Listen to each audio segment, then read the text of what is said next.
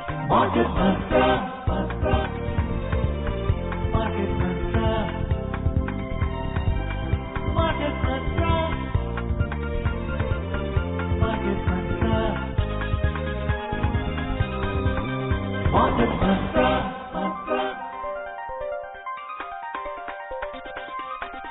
Market Mantra.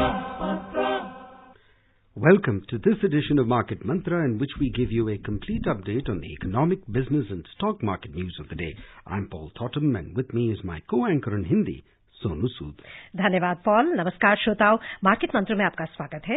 रोज की तरह आज भी हम देश और दुनिया से आर्थिक, व्यापारिक और शेयर बाजार के ताजा समाचार आप तक लाएंगे। प्रमुख खबरों पर चर्चा के लिए आज हमारे स्टूडियो में आमंत्रित है आर्थिक विशेषज्ञ जयंतो दास। जयंतो, कार्यक्रम में आपका स्वागत है। शुक्रिया। शुरुआत में हेडलाइंस, जिन्हें आप तक ला रहे हैं Paul थॉटम। Sensex surges 305 points to regain 36,000 mark. Nifty reclaims 10,900 mark.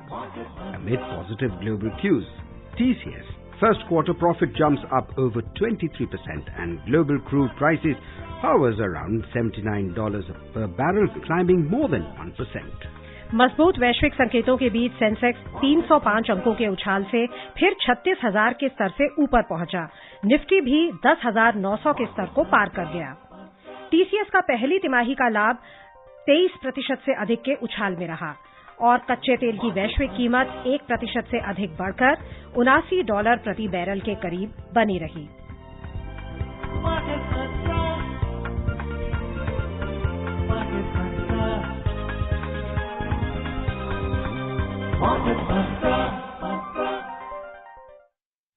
लगातार तीसरे सत्र बढ़त दर्ज करते हुए बंबई शेयर बाजार का सेंसेक्स 305 अंकों के उछाल से फिर 36,000 के स्तर को पार कर गया। नेशनल स्टॉक एक्सचेंज का निफ्टी भी 10,900 के स्तर से काफी ऊपर बंद हुआ। निवेशकों में कंपनियों की आमदनी मजबूत रहने की उम्मीदों से बाजार को बढ़ावा मिला।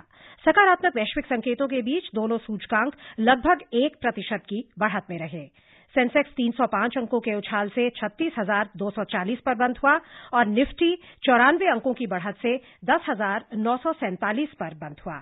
घरेलू संस्थागत निवेशकों की खरीदारी लगातार जारी रहने और अभी तक घोषित कॉर्पोरेट नतीजे अच्छे रहने के बल पर घरेलू सूचकांक 5 महीने से अधिक के उच्चतम स्तरों पर पहुंच गए। व्यापक बाजार की बात करें तो यहां पर दोनों प्रमुख सूचकांकों का प्रदर्शन सेंसेक्स से बेहतर रहा। S&P BSE मिड कैप सूचकांक 1.01% की बढ़त में रहा और स्मॉल कैप सूचकांक 1.04% की वृद्धि दर्ज कर बंद हुआ।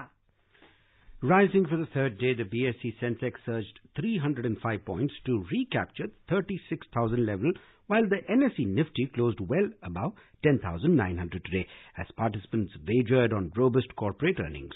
Both domestic stocks gained around 1% amid positive global cues. Sensex climbed 305 points to 36,240, while the Nifty added 94 points to 10,947. Indices raised to over 5-month highs on the back of unabated buying by domestic institutional investors and a good set of corporate results so far. The S&P BSE Mid-Cap Index rose 1.01%. The S&P BSE Small Cap Index rose 1.04%. Both these indices outperformed the Sensex. The market breadth, indicating the overall health of the market, was strong. On the BSE, 1,676 shares rose and 962 shares fell. A total of 138 shares were unchanged. Among the sectoral indices on BSE, indices of energy, realty, telecom, metal, utilities, basic materials, oil and gas, auto, finance, consumer discretionary goods and services outperformed the Sensex, while indices which underperformed the Sensex were industrial, bankex, tech, consumer durables, IT, FMCG and healthcare. रुपए की बात करें तो अंतर banking विदेशी मुद्रा बाजार में रुपया आज डॉलर के मुकाबले 11 पैसे कमजोर होकर 68 रुपए 83 पैसे प्रति डॉलर के स्तर पर पहुंच गया। रुपया कल 68 रुपए 72 पैसे के स्तर पर बंद हुआ था। जयंत, तो क्या कहेंगे आप? 3 दिनों से हम लगातार तेजी देख रहे हैं बाजार में और अच्छी खासी मजबूती। आज 300 अंकों से अधिक बढ़ा है सेंसेक्स, 36,000 के स्तर को पार कर गया है। और एक जो हम चीज देख रहे हैं अब इस जो नया दौर आया है तेजी का, उसमें कि मिड कैप और स्मॉल कैप की परफॉर्मेंस बहुत अच्छी है, इनफैक्ट लार्ज कैप से भी बेहतर है, और पहले जो अंडर परफॉर्मेंस थी उसकी बनिस्बत अब हम ओवर परफॉर्मेंस देख रहे हैं। मार्केट ब्रेथ स्ट्रांग है। क्या दौर है अभी बाजार में? देखिए, शुरुआत में अगर करूंगा स्मॉल कैप और मिड कैप से, जहां पे सबसे ज्यादा गिरावट पिछले कुछ महीने में हम देखे हैं और कुछ स्टॉक्स यानी कि 50% तक भी गिरे हैं, तो वहां पे ओवर सेलिंग बेशक कुछ हुए हैं और यहाँ पे जो ग्राउंड लेवल करेक्शंस का वैसे मिड कैप में जो उछाल है वो थोड़ा बहुत नजर इस दौर पे आ रहा है। लेकिन मोटी तौर से मार्केट का एक ओवरऑल जो स्ट्रेंथ है खास करके, और ये स्ट्रेंथ 36,000 35,000 का लेवल में जो लगातार मेंटेन कर रहे हैं, खास करके led by the large caps, तो ऐसे स्थिति में मार्केट में मानता हूं अभी फोकस कर रहा है। काफी सारे जो अलग से मार्केट के ऊपर एक डर था कि शायद तेल का ऊपर जो डर था, दूसरी बात जो ट्रेड वॉर्स का हम बात करें, लगातार पिछले 2-3 हफ्ते से हम ट्रेड वॉर्स के बारे में बात करें, तो वो सारी चीजें मार्केट में कहीं ना कहीं एडजस्ट होकर सेटल होकर अब मार्केट मजबूती का रूप जिस तरह से लिए है, और साथ में ये देखना है कि जो जनवरी जून एंड का जो अर्निंग्स है वो भी एक ऊपर मैं मानता हूं निवेशक का अलग से फोकस कर रहा है, जहां पे अब निवेशक चाहते हैं कि फंडामेंटल्स के ऊपर, कंपनी परफॉर्मेंस के ऊपर, स्थिति का ऊपर ज्यादा ध्यान देते हुए निवेश अगर चलेगा तो मार्केट की स्थिति बने है। और आने वाला का कल अगर हम बात करें, अगले 2-3-4 हफ्ते या 2 हफ्ते, अगले 2 तिमाही का अगर हम बात करें, तो तीसरे तिमाही से मैं बहुत एक उम्मीद है मार्केट में कि अलग से तेजी आ सकता है, और मार्केट में खास करके लेड बाय मिड कैप्स, थोड़ा दूर है वो वक्त, लेकिन मैं मानता हूं उसमें एक अलग से तेजी है। तो ये सारी चीजें ध्यान रखते हुए, और जैसे मैंने कहा कि ट्रेड वॉर्स का भी जो सिलसिला है वो भी मार्केट डिस्काउंट करके एडजस्ट कर लिए, तो मेजर इस वक्त मैं नहीं मानता कोई मेजर शॉक्स है जहां पे मार्केट में फिर से एक हम दौर देख सकते हैं जहां पे मार्केट पे मोटी तौर से गिरावट है। हाँ, करेक्शन बेशक हो, उसमें 500 से लेकर 1000 अंक का दौरान अगर हम इंट्रा मंथ करेक्शन का मान के चले तो बहुत अच्छा लेवल है इस मार्केट में इस वक्त मेंटेन करना। तो जैसा आपने अभी कहा कि ऑयल प्राइसेस और ट्रेड वॉर्स, ये जो नेगेटिव फैक्टर्स हैं वो तो अभी बने ही हुए हैं, उसमें हम कोई खास ऐसा कुछ रिलीफ नहीं देख रहे हैं, बट आप कह रहे हैं कि बाजार में सवाल रिलीफ में सवाल ये है कि मार्केट कितना मैच्योर है उसको उभर के आके सेटल करके डिस्काउंट करके आगे बढ़ना। तो देखिए, अब कल का दिन में भगवान ना करे अगर तेल का दर अगर $8 से $10 का उछाल आता है 2-4 दिन 5 दिन के अंदर, तो दुनिया का कोई मार्केट नहीं है उसको अलग से झेल पाए। लेकिन ये हमें समझना चाहिए कि इस तरह का शॉक से अगर हम हटके बात करें, मार्केट का जो स्थिति बना हुआ है और जो हम मानते हैं कि मार्केट में थ्रेट्स हो सकते हैं, उस थ्रेट का सामना करके मार्केट किस तरह से मैच्योर्ड लेवल में रिस्पॉन्ड कर रहा है, और किस लेवल में मार्केट आज का तारीख में थोड़ा बहुत एक स्पॉन्टेनिटी का साथ जो 36,000 का लेवल, अगर 35 से 36,000 का लेवल मेंटेन कर पा रहा है, यही मार्केट का मैच्योरिटी का एक सबसे बड़ा सिंबल है। और आप कह रहे हैं कि जुलाई तिमाही में आपको उम्मीद है कि मार्केट में अच्छे लेवल्स बने रहेंगे, परफॉर्मेंस अच्छा बिल्कुल रहेगा, अगर कोई मेजर पॉलिटिकल शॉक ना हो। अब देखिए, हम लोग नॉर्थ कोरिया का खतरा के बारे में काफी महीने तक हम लोग जिक्र किए, वो खतरा दूर हो गए। ट्रेड वॉर्स का जो एक बहुत बड़ा खतरा था कि शायद पूरा दुनिया में एक अलग से चलेगा, वहां पे $34 बिलियन का ट्रेड टैरिफ्स यूएस गवर्नमेंट ने अनाउंस किए, रातों रात चाइनीज गवर्नमेंट ने भी उसका बदलाव में वो अनाउंस किया, वो भी सेटल हो गए और अब टॉक्स हो रही है। बिल्कुल। तो दुनिया में उस तरह का स्थितियां बने हैं जहां पे अब ये देखना है कि आगे जब तक किस तरह का रूप ले। इस वक्त कोई जिसको हम कहते हैं सीवियर अनसर्टेनिटी का जो स्थिति है मार्केट में, वो नहीं है। आपने अंतर्राष्ट्रीय फैक्टर्स की बात करी, तो अंतर्राष्ट्रीय बाजारों पर भी एक नजर डाल लेते हैं और फिर समग्र चर्चा करेंगे। सभी प्रमुख एशियाई बाजार आज बढ़त में रहे। कंपनियों की आमदनी मजबूत रहने की आशाओं के बल पर अमेरिका के बाजारों में कल रात तेजी दर्ज हुई। जापान का निक्केई सूचकांक 0.7% की बढ़त में रहा और सिंगापुर के स्ट्रेट्स टाइम्स सूचकांक में 1.4% की तेजी दर्ज हुई। हांगकांग का हैंगसेंग बिना किसी बदलाव के बंद हुआ। चीन का शंघाई कॉम्पोजिट सूचकांक और दक्षिण कोरिया का कॉस्पी दोनों में लगभग 0.4% की बढ़त दर्ज हुई। यूरोपीय क्षेत्र की बात करें तो यहां के बाजारों में भी दिन के कारोबार में समाचार मिलने तक बढ़त का रुख था। लंदन का फुटसी 0.2% की वृद्धि पर था, जबकि फ्रांस के कैक और जर्मनी के डैक्स दोनों में 0.7% की बढ़त चल रही थी। US stocks today rose, giving the Dow and S&P 500 their biggest gains in more than a month, as bank shares jumped ahead of earnings reports later this week.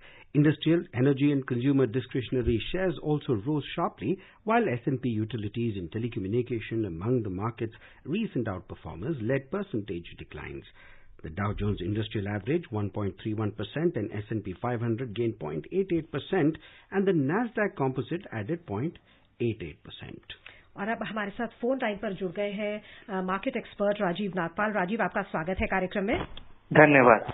Rajiv, आज हमने सभी बाजारों में तेजी देखी है, खासकर भारतीय बाजार में बहुत अच्छा प्रदर्शन रहा है। वाइडर मार्केट में जो व्यापक बाजार है, स्मॉल कैप मिड कैप ने भी अच्छा परफॉर्म किया है। हम 36,000 के ऊपर फिर पहुंच गए हैं। क्या लगता है आपको, जैसे हमारे अभी स्टूडियो एक्सपर्ट कह रहे थे, जो चिंताएं हैं ऑयल प्राइसेस को लेकर, ट्रेड वॉर्स को लेकर, क्या कहीं ना कहीं वो अब बाजारों ने एब्जॉर्ब कर ली हैं, डिस्काउंट कर ली हैं, और आगे क्या आप ट्रेंड देखते हैं? नहीं, देखिए, मेरे हिसाब से तो अभी जो चिंता है वो भी पैन आउट होंगी, बट अगर आप मार्केट का रुख देखें, मार्केट कभी भी एक तरफ गिरता नहीं है और ना एक तरफ बढ़ता है। सो whenever there is a downward move, after a time कुछ शॉर्ट कवरिंग रैली वगैरह होती है। थिंग इसके जो अर्निंग सीजन है वो शुरू हो गया है, और आज जो रिजल्ट इनिशियली आए हैं वो कुछ इंडेक्स हैवी वेट्स के, they are better than expected. So उसलिए निफ्टी में रैली हुई, पर broader market was also good. तो क्योंकि काफी करेक्ट कर चुका है, तो एक शॉर्ट कवरिंग रैली है जो थोड़े दिन और चल सकती है। But as far as trade war and oil is concern, I think the threat still remains on the head of every emerging market. आपने कॉर्पोरेट अर्निंग्स की बात की। टीसीएस का लाभ 23% से अधिक के उछाल में रहा है। क्या आपको ब्रॉडली आशा है, अगर हम सारे सेक्टर्स की बात करें, जून तिमाही में किस तरह के रिजल्ट्स आप एक्सपेक्ट कर रहे हैं? कौन से सेक्टर से आपको ज्यादा उम्मीद है बेहतर रिजल्ट्स की, और कहाँ आपको शायद कुछ डिसअपॉइंटमेंट की आशंका है? देखिए, एक आईटी रहेगा, बिकॉज इस क्वार्टर में रुपी वीक रहा है, so that will have an impact on this. Second is auto क्षेत्र के जो नंबर आए हैं, जो पिछले दिनों से मंथली सेल्स आ रही है, they had been good. So मुझे लगता है auto, IT and in some parts of the financial services sector should show better results than expected. Rajiv, when we pan out all these stories about the domestic market as well as the US and Asian markets, today, as my co-anchor just told you, that we've seen a healthy gain in all the three markets across the globe. We've seen TCS giving out good quarterly results, but we've seen IT stocks fall. Now, we've also know that the mid cap and small cap did very well. Under these circumstances, for the retail investor here in the domestic markets, what is your opinion they should focus upon? I mean, I would say for retail investors, stick to your SIP, stay with a mutual fund. If you don't know how to look at fundamental and analyze the company, look at the broader macro situation, don't try to dabble in stock just because the stock was quoting 400 rupees for a few months back, and today quoting at let's say 300 or 280, it does not make it good. Probably 4 years back it was quoting at 50 rupees, so it's still 5 times higher than the price. So please stay with mutual fund. A professional fund manager at least has a better ability to judge the risk, both macro and micro. So stick with investing through mutual fund. That is the best thing, because that is what's going to give you the better return over a long period, and also leads to the safety of capital.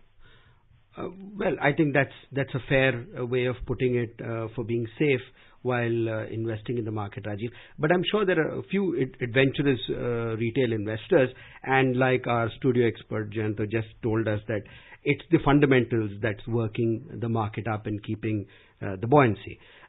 So do you feel that our retail investors should start working on fundamentals rather than just gambling away? I mean, that is the basic principle. I mean, if anybody who's trying to gamble is bound to lose. And as far as this thing is concerned, I differentiate those people not in terms of investors, retail investors. They are essentially traders. And a trader, if he's trading in equity market, should know his job, should know both the things, when to go long and when to go short. So if you have the ability of doing both, then only do it. Otherwise, the end result would be probably like a date like today. People are happy, okay, the value of their holdings have gone up.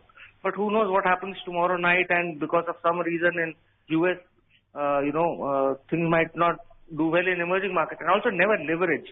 The problem comes up when people over leverage themselves in markets to trade. Rajiv, एक और aspect हमने देखा है बाजार में हाल के दिनों में कि जो mid cap and small cap है वो हमेशा अंडर परफॉर्म करते थे लार्ज कैप्स को।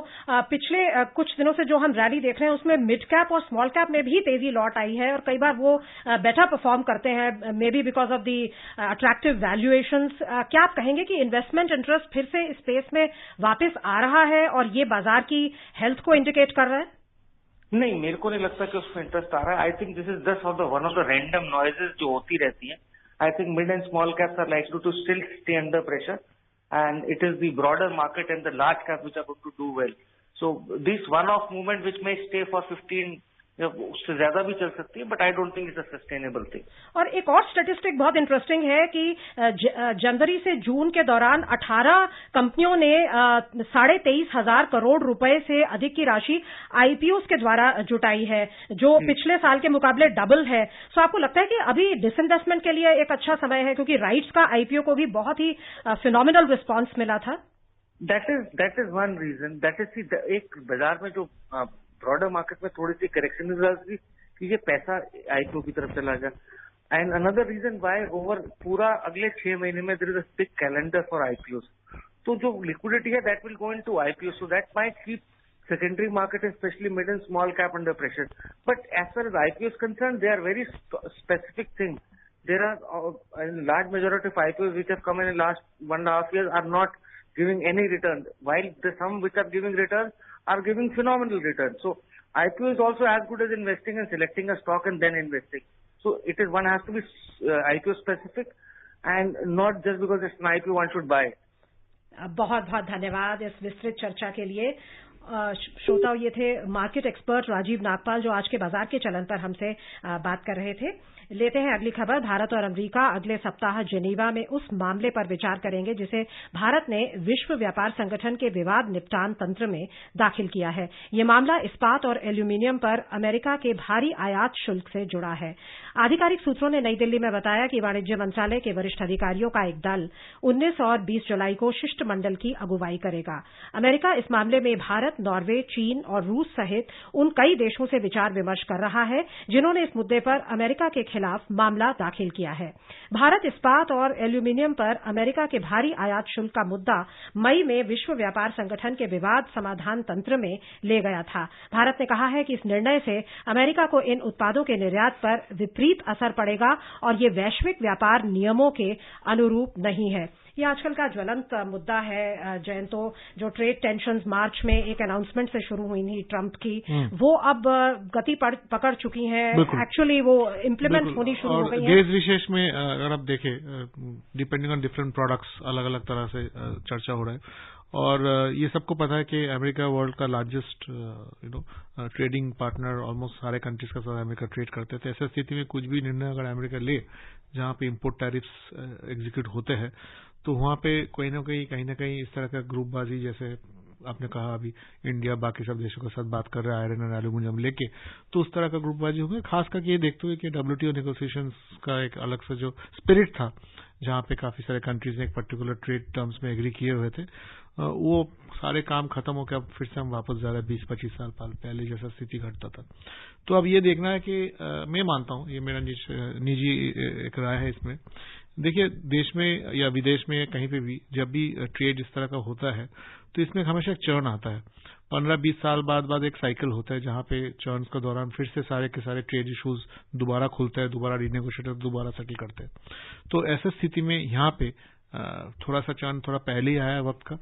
और जैसे मैंने कहा कि अलग अलग जो गोष्ठी है, अलग अलग देश जो अपना आपस में ग्रुप बना के अगर उसको कड़ा सामना करे, तो शायद यूएस का तरफ से भी थोड़ा बहुत इस बात का ऊपर दोबारा जाके एक रिविजिट करके निर्णय लेना क्या सही रहेगा, वही शायद देश के लिए और दुनिया के लिए अच्छा रहेगा. और अगर हम वर्स्ट केस सिनेरियो की बात करें, अगर कुछ फैसले पर नहीं पहुंचते हैं, कोई हैप्पी मीडियम पर नहीं पहुंचते हैं डिस्कशंस के थ्रू, और जो ट्रेड वॉर हमने देखी है अभी $34 बिलियन की यूएस और चाइना के बीच में टिट फॉर टैट टैरिफ्स की, अगर ये सिलसिला आगे चलता रहता है तो इसका क्या इम्पैक्ट पड़ेगा कंपनीज की प्रॉफिटेबिलिटी पर और वर्ल्ड वाइड इकोनॉमिक? अच्छा सवाल किया आपने बहुत. लेकिन राज्य पॉलिटिकली एक निर्णय होते हैं, और पॉलिटिकल निर्णय लोग ये देखते हैं कि किस मुद्दे पे होते हैं, देश का कितना फायदा होता है. तो काफी सारी जगह में हम देखें, चाहे अमेरिका हो, चाहे हमारा भारत का बात करें, चीन का बात करें, काफी सारे वक्त ऐसे होते हैं कि जहां पे पॉलिटिकल निर्णय जो होते हैं वो गलत निकलते हैं. वो शायद 1-2 साल बाद पता चलता है आंकड़े का दौर से कितना सही हुआ कितना गलत हुआ. इस वक्त ट्रंप का ये मैनिफेस्टो में था, उन्होंने शुरुआत से कहा, ये कोई नहीं कि रातों रात उन्होंने अनाउंस किए है. जब उनका इलेक्शन रैलीज चल रहा था, लगातार उन्होंने कहा है कि अमेरिकन जॉब्स को प्रोटेक्ट करने के लिए और अमेरिकन कंपनीज को प्रोटेक्ट करने के लिए जो भी निर्णय लेना होता है वो सारे कठिन निर्णय लेते रहेंगे। और ये उसी का दौरान इस तरह का घोषणा इस वक्त आ रहा है। और ऐसा स्थिति में मैं मानता हूं कि साल 2 साल बाद अगर आंकड़े का फिर से हम दोबारा एनालाइज करें तो शायद हमें पता चलेगा कौन सा देश को कितना ज्यादा नुकसान हुआ, क्योंकि ट्रेड तो कभी बंद नहीं कर सकते। एज एन एक्सपर्ट आपको क्या लगता है, क्या नहीं, वही मैंने कहा, ट्रेड आप बंद नहीं कर सकते हो। निर्भर करेगा किस तरह का इम्पैक्ट किस गति में हो रहा है। आज से 20 साल पहले अगर आयरन का टैरिफ के ऊपर कुछ इम्पैक्ट हुआ था, जरूरी नहीं है कि सेम इम्पैक्ट आज होगा। इट कंप्लीटली डिपेंड्स ऑन किस तरह से होता है। जैसे चाइना, आज से 30 साल पहले China was not the largest importer of iron and steel, लेकिन ओलंपिक्स पे जब बीजिंग ओलंपिक्स क्रिएट हो रहा था उन्होंने लगातार 5 साल डोमिनेंट इंपोर्टर्स थे, वन ऑफ द लार्जेस्ट। उनका अपना तो मैन्युफैक्चरिंग था, शायद उन्होंने इतना स्टील का प्राइसेस में अलग से उछाल करा दिए थे और बीजिंग ओलंपिक्स के बाद वो मेजर एक फ्लक्चुएशन होकर गिरावट हुआ।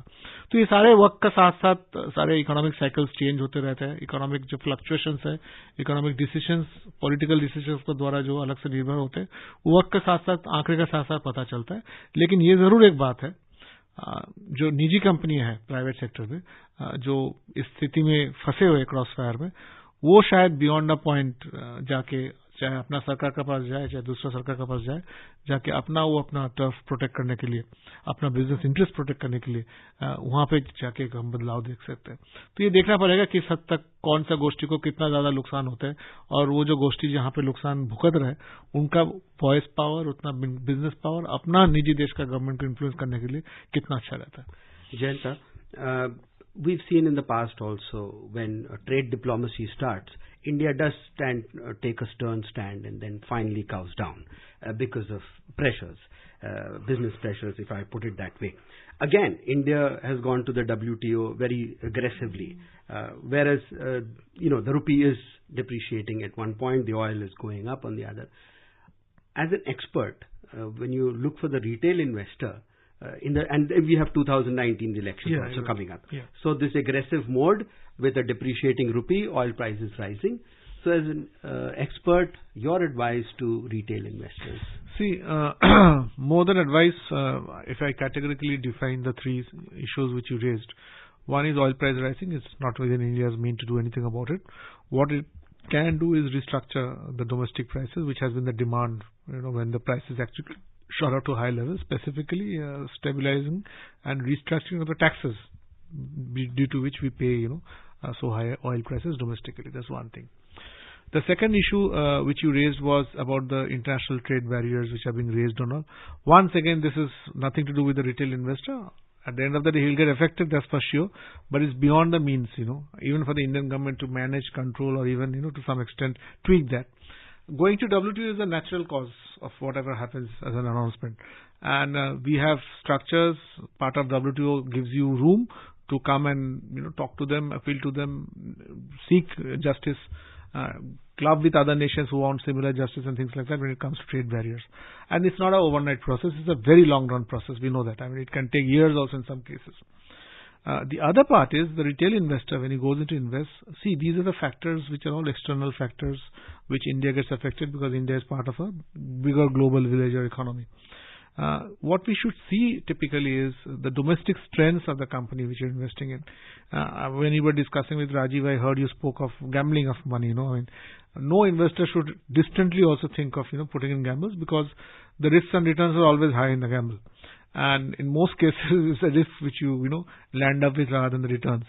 There will be a very stray case of people making overnight money, but there will be much more cases of people losing out money.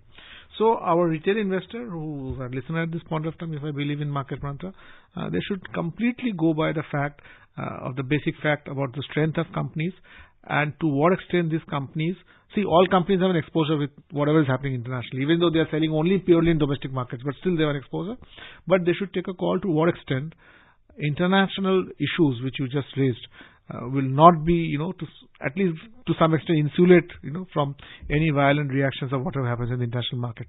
So if iron and steel is, you believe, would be, immediately getting affected, then obviously stay away from that sector. As simple as that. Companies की बात करी, हमारे पास आज एक result है. That's very interesting of TCS.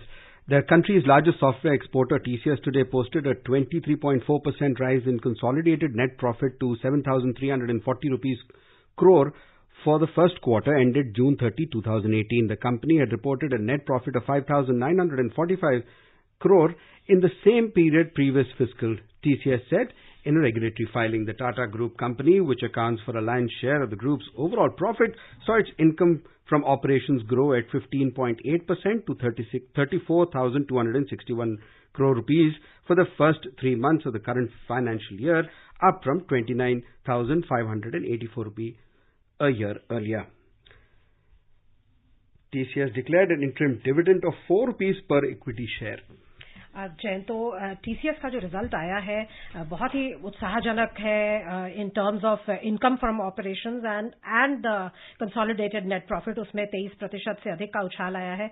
आपको लगता है कि ये जो पूरा अभी सिचुएशन है वो आईटी सेक्टर के लिए रुपी में जो हम एक वीकनेस देख रहे हैं और जो ट्रेड वॉर्स हैं उसमें सर्विसेज कहीं फिगर नहीं कर रही हैं, आपको लगता है कि आईटी सेक्टर के लिए एक अच्छा पीरियड है? खास करके पिछले 5 साल का दौरान जहां पे आईटी सेक्टर को काफी रफ वाटर्स के थ्रू गुजारना पड़ा, बिजनेसेस कट डाउन हुए, बिजनेसेस रिस्ट्रक्चर हुए कुछ हद तक, तो ऐसा स्थिति में इन्फोसिस का ये जो नतीजे आया है, मैं मानता हूं कि पूरा आईटी सेक्टर में एक अलग से उत्साह का एक वजह रहेगा. हमें ये देखना है कि आने वाले और भी बाकी जो 3-4 बिग बिगीज है आईटी सेक्टर में, उनका किस तरह का रिजल्ट अनाउंस होता है, क्या होता है. लेकिन ये जरूर है कि बेलवेदर है इन्फोसिस आईटी इंडस्ट्री के लिए, और इस तरह का आंकड़े बेशक at least investors. TCS $100 billion company है, तो मार्केट कैप तो सबसे बड़ी कंपनी है. मार्केट कैप के हिसाब से, लेकिन ये जरूर है कि एक मार्केट का फ्लेवर भी होता है, कहाँ पे लोग इन्वेस्ट करते हैं, क्या रुचि में, और क्या निवेशकों का अलग से क्या रुचि रहता है. और हमेशा देखा जाता है कि इन्फोसिस का द्वारा एक अलग से लीड मार्केट में ओवरऑल आईटी इंडस्ट्री को डायरेक्टिव्स के ऊपर, बेशक एक दूसरे कंपनी को तो नहीं देते हैं लोग, लेकिन एक IT industry as a flavour वापस आता है जब भी टीसीएस हो या इन्फोसिस हो या विप्रो हो अलग से बहुत अच्छे नतीजे प्रदर्शन करता है. नतीजों में आप कौन से और सेक्टर से एक्सपेक्ट कर रहे हैं ब्रीफली अच्छे नतीजे? देखिए, इस वक्त थोड़ा बहुत कहना मुश्किल है, क्योंकि आपने देखे पिछले 6 महीने में थोड़ा बहुत अनसर्टेनिटी मार्केट में था, और जीएसटी का सेटलमेंट वगैरह, जीएसटी का इश्यूज भी काफी सारे थे. लेकिन ये हमें समझना है कि कुछ ओल्ड इकोनॉमी स्टॉक्स में मैं बेशक मजबूती देखता हूं. बैंक्स बेशक नहीं देख रहा हूं इस वक्त. सबको पता है banks is no more the flavour of the season, at least इस तिमाही में. And I want to reiterate at this point what Jayanta very correctly said, because CFO V. Ramakrishnan of TCS also said that they worked on great fundamentals this time, and that's how they came in this turbulent situation and volatility. Exactly. So they came out. It does raise a flag in terms of how the overall industry, IT industry, is shaping up, despite the rough and choppy waters they faced. Let's look at the oil sector. Oil prices rose by over 1% towards 79 per barrel on Tuesday due to growing supply outages, with Norway shutting one oil field as hundreds of workers began a strike, and Libya saying its production more than halved in recent months. The disruptions add to supply worries around the world. Venezuela's production has collapsed due to a lack of investment, and Iranian exports have suffered due to US sanctions. OPEC has little capacity to fill the gap as demand for oil quickens. Benchmark Brent oil futures rose by 96 cents or 1.2% to $79.03 per barrel at the time of report, while WTI futures were up 35 cents or 0.5% at $74.20. चलते हैं सराफा बाजार. सोने का मूल्य आज सराफा बाजार में 270 रुपए की गिरावट से 31,380 रुपए प्रति 10 ग्राम पर आ गया. चांदी 100 रुपए सस्ती होकर 40,650 रुपए प्रति किलो दर्ज हुई. अंतर्राष्ट्रीय स्तर पर सिंगापुर के बाजार में सोना 0.09% की गिरावट से $1,256.10 प्रति आउंस हो गया, और चांदी 0.28% की गिरावट से $16.03 प्रति आउंस दर्ज हुई. कार्यक्रम का समय समाप्त हो रहा है. आप आए और हमारे श्रोताओं को बहुमूल्य जानकारी दी, उसके लिए आपका बहुत बहुत धन्यवाद Jayanto. Thank you very much. Thank you, Jayanto. Before we close, a reminder of the headlines. Sensex surges 305 points to regain 36,000 mark. Nifty reclaims 10,900 mark amid positive global cues. TCS first quarter profit jumps up over 23%, and global crude prices hovers around $79 per barrel, climbing more than 1%.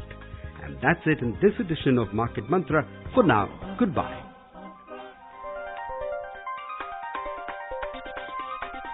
Market Mantra.